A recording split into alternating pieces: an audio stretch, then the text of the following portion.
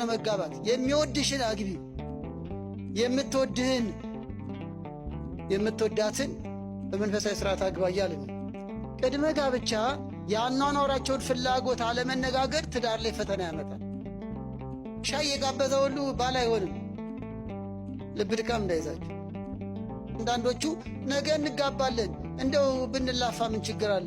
እንደው ብንሳሳ ምን ችግር አለ? ችግርማ አለው ወንድሞቼ። የምታጫዋት ልጅ ከሰማይ የወረደች አይደለችም፣ ምድራዊ ነች። ጠንካራ ጎን እንደሚኖራት ሁሉ ደካማ ጠባይም ሊኖራት ይችላል።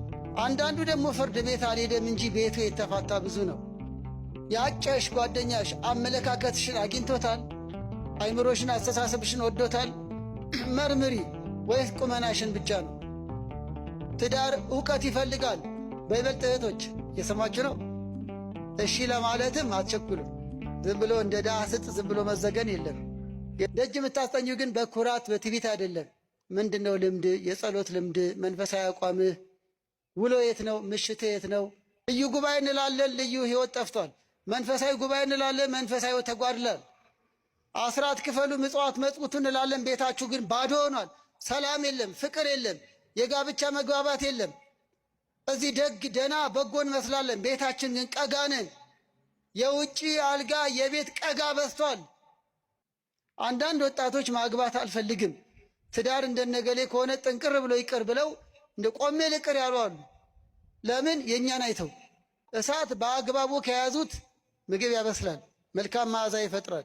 በአግባቡ ካልያዙት ያቃጥላል። ወጣትነትም እንዲህ ነው። መተጫጨት ለጋብቻ ዓላማ ነው። አስተውሉ። መተጫጨት ለፍቅረኝነት አይደለም። መተጫጨት ጓደኛ ሆኖ ፎቶ እየተነሱ እንደ በየካፍቴሪያው እየዞሩ ለመኖር አይደለም።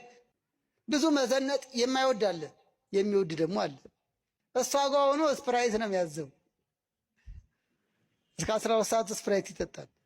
ከ12 ሰዓት በኋላ ሌላ ነው። ቬሎ የሚባል አልፈልግም ምትል ደግሞ አለች። አይኔ አልፈልግም በአበሻ በባህል ምትል አለች። ፍላጎቷ ምንድን ነው? ፍላጎቱ ምንድን ነው የሚለውን የሚያውቁበት ጊዜ ነው።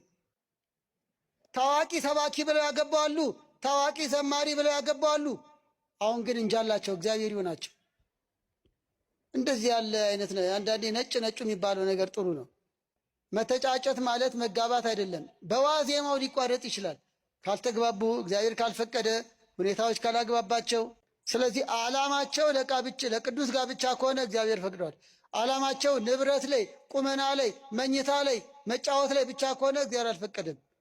ደስ ሳይሉት የበሉትም ጤና አይሆንም እንኳን ያገቡት። በስመ አብ